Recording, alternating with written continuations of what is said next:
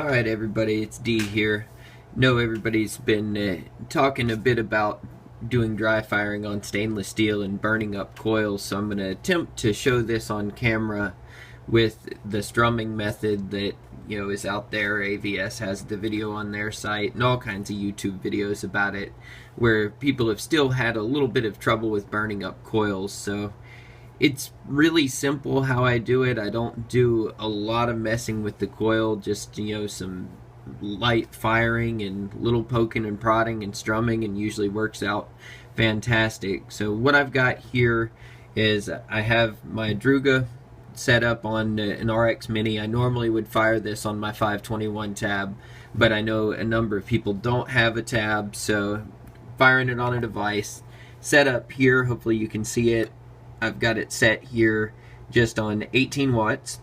I'll probably work up just a little from that. Make sure your preheat's turned off, you're not in temp control mode yet, and you're just going to fire this in power mode, straight low power short burst, and we'll get to that.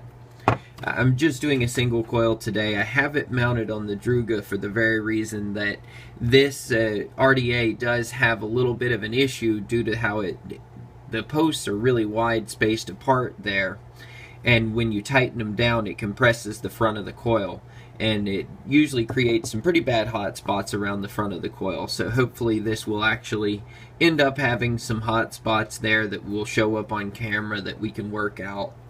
I'm going to turn the lighting down a little bit here for that portion of it when I'm firing this, and that's something that you should do as well. You want to be in a fairly dimly lit room. Now keep in mind, on camera this is going to show up way brighter than it will while I'm actually doing it in the room. The cameras are very sensitive to red light and low light conditions, so it's going to look like this is lit up a lot brighter than it actually is, so you'll have to compensate there. That's one of the downsides of doing this on video, is there's no way to really accurately reproduce what you're seeing in person.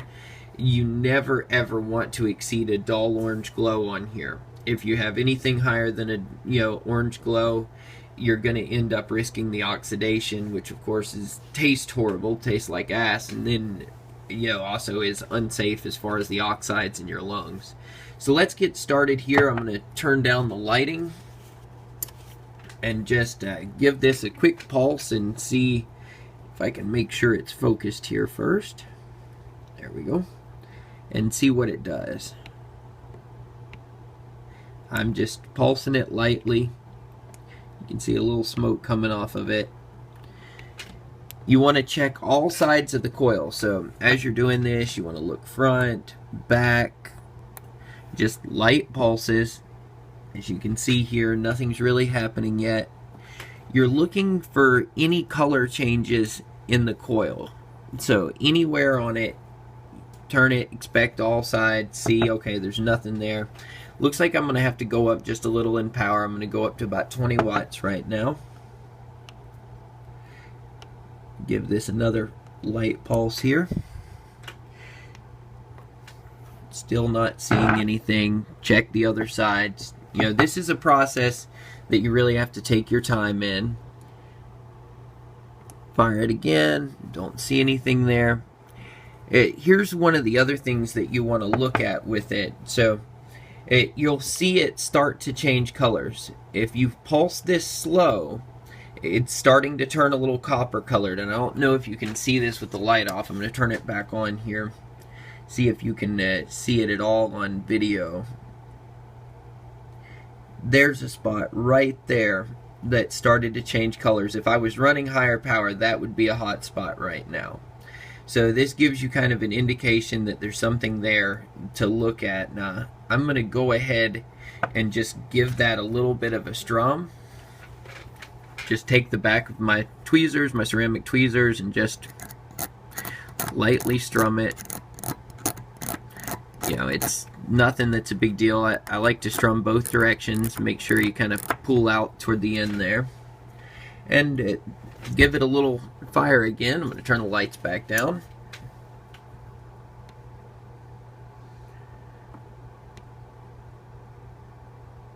And I'm just firing it little bursts at a time. and it's starting to pick up color here. And there's a couple hot spots that are lighting up. There's still a hot spot there. Now, you could continue to strum. This is a pretty stiff wire though, so what I like to do is take it, grab the end of it with my ceramic tweezers and just pull a little.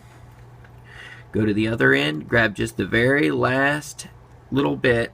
Sorry, I know my hand's in the way of the camera. Let me see if I can do this where I'm not.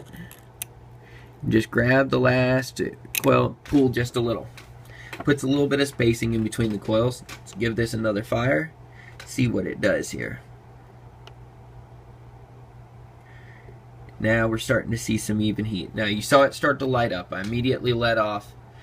You pulse this a little bit, get it to start to glow, let it cool back down a little.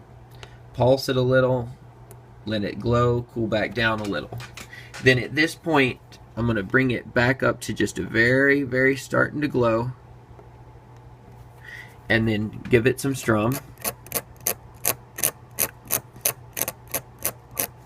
Help even out that. Give it another little pulse here.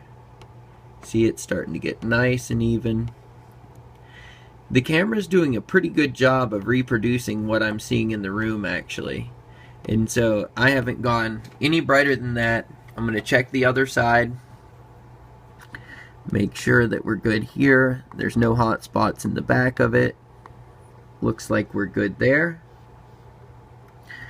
And check inside of it. Make sure that there's no hot spots inside of the coil. Just again, I'm lightly firing and letting it cool. Nothing lighting up inside. I think we're good. So it's that simple. You know, you don't have to spend a ton of time strumming these. You don't have to do a lot. It's just, let me see if I can get a good shot of the color on here. May need to move my tripod a little bit.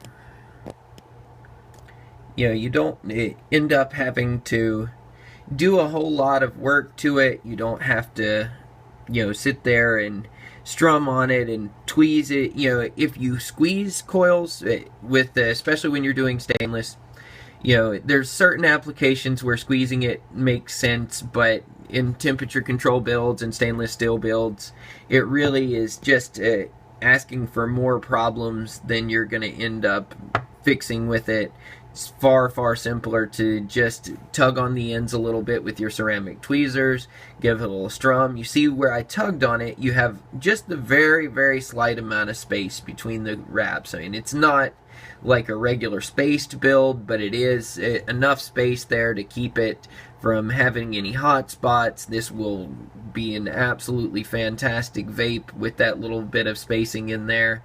It'll allow the temp control to work fantastic as well. So this method works for absolutely everything I build. It doesn't matter if it's, you know, Fraples, you know, frame staples, aliens, whatever it is, staggered fused.